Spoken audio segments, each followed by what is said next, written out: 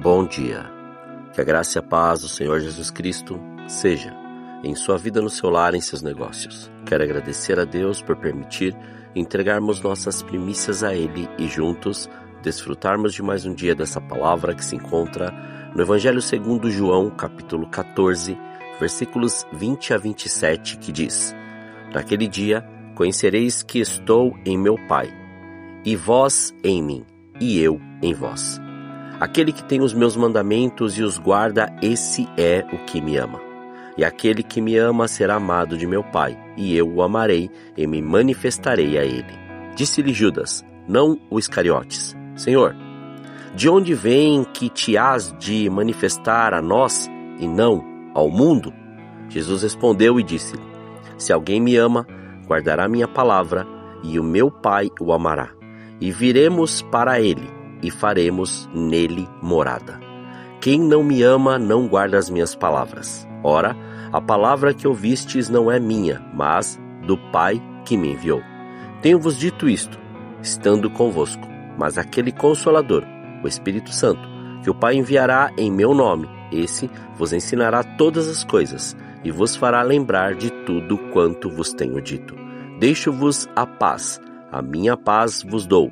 Não vou-la dou como o mundo a dá. Não se turbe o vosso coração, nem se atemorize.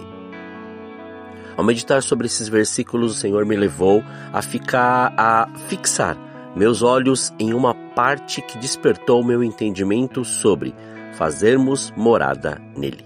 Você compreende a profundidade disso? Ele remeteu a uma condição, e foi a de guardar a sua palavra. Você reparou que o questionamento de Judas foi sobre o que há de se manifestar em nós e não no mundo? Quando conseguimos separar Jesus das experiências sufocantes religiosas ou da religiosidade, conseguimos entender seu papel principal em nossas vidas. Jesus muda vidas e não o mundo. Quem muda o mundo são as pessoas que foram transformadas. Quem vê a Ele é transformado.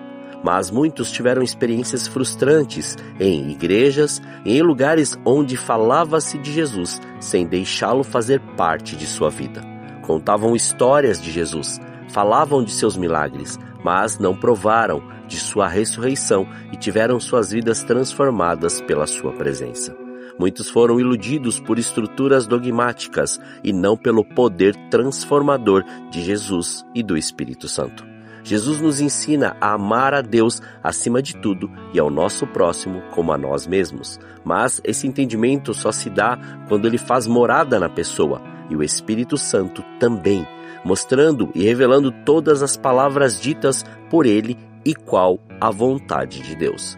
Você consegue compreender que o fato de uma pessoa chorar ou se emocionar não significa que está aceitando que seja morada do Senhor ou templo do Espírito Santo? Viver milagre também não condiciona a pessoa a viver a vida de Jesus? E vemos como Jesus direcionava suas palavras e como não podia perder o foco de seu propósito e sua missão. Em determinado momento, Pedro tentou persuadi-lo. E veja o que aconteceu, como descrito no Evangelho segundo Mateus, capítulo 16, versículos 22 a 25, que diz: E Pedro, tomando-o de parte, começou a repreendê-lo, dizendo: Senhor, tem compaixão de ti, de modo nenhum te acontecerá isso. Ele, porém, voltando-se, disse a Pedro: Para trás de mim, Satanás, que me serves de escândalo, porque não compreendes as coisas que são de Deus, mas só as que são dos homens. Então disse Jesus aos seus discípulos: Se alguém quiser vir após mim, renuncie-se a si mesmo, tome sobre si a sua cruz e siga-me, porque aquele que quiser salvar a sua vida, perdê-la-á, e quem perder a sua vida por amor de mim, achá-la-á. E para confirmar aquilo que está sendo revelado através da palavra, mais à frente da história, Jesus sabia qual era a intenção do coração de Pedro e como ele estava, e mostrou claramente que ações direcionadas por uma ordem jamais poderão ser vistas como uma vida transformada por Jesus. Ou seja, fazer as coisas que nos são mandadas jamais refletirão a glória de Deus em nossas vidas e mostrarão que aceitamos ser morada do Senhor.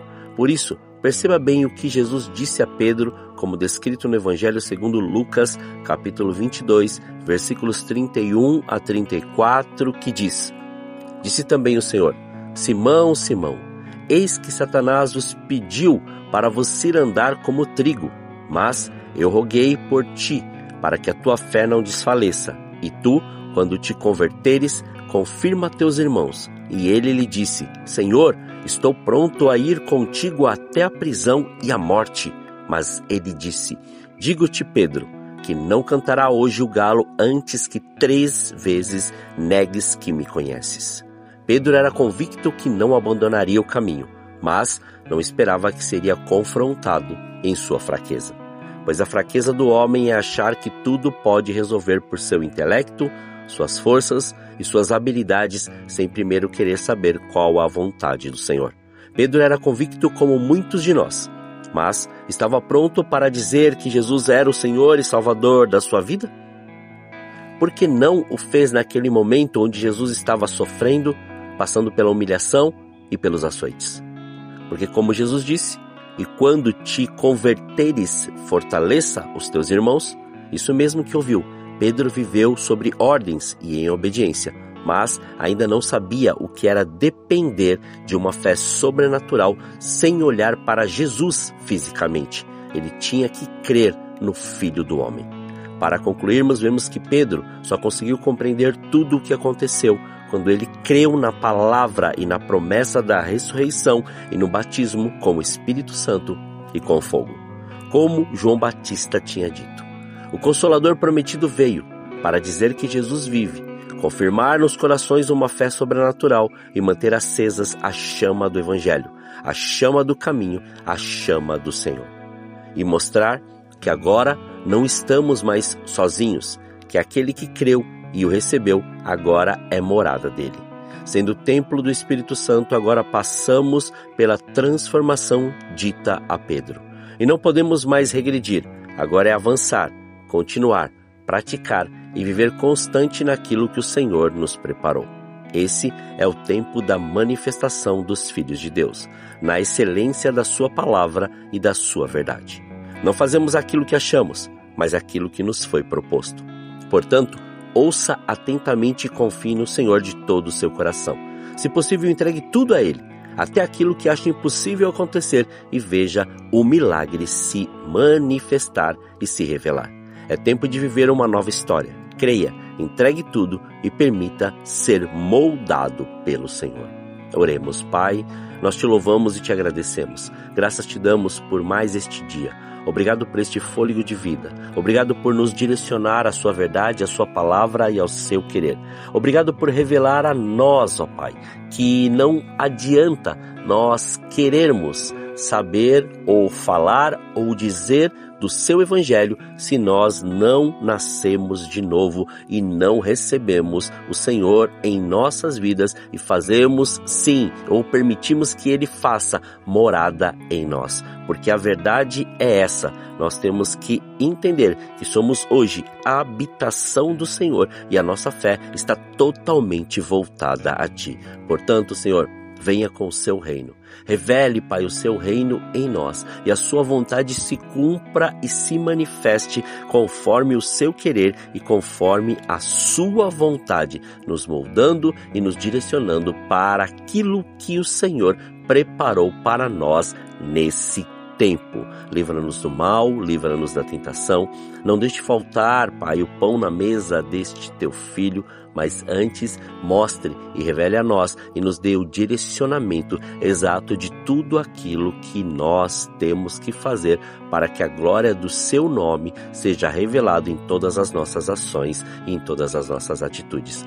Consagramos este dia, consagramos nossas vidas, consagramos tudo diante do seu altar, para que o seu nome continue sendo glorificado, exaltado e engrandecido em tudo o que fizermos. Muito obrigado, Senhor. Assim oramos, em nome de Jesus. Amém. Que você tenha um dia abençoado na presença do Senhor. E quem vos fala é o pastor Leandro Araújo de São Paulo, capital. Deus te abençoe grandemente.